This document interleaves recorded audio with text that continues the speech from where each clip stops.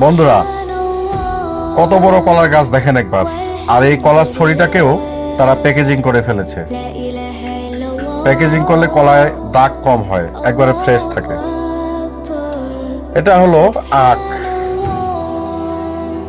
এই আখগুলো অনেক বেশি মিষ্টি এবং রসালো হয়ে থাকে।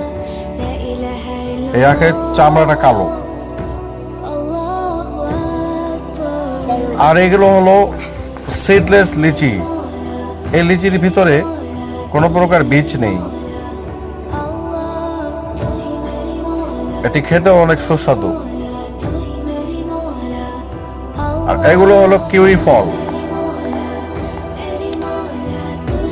কিউই ফলে অনেক পুষ্টিগুণ থাকে। এই হলো কিউই ফল। চলেন এবার দেখি পাইন নাট। এই দেখেন, এগুলো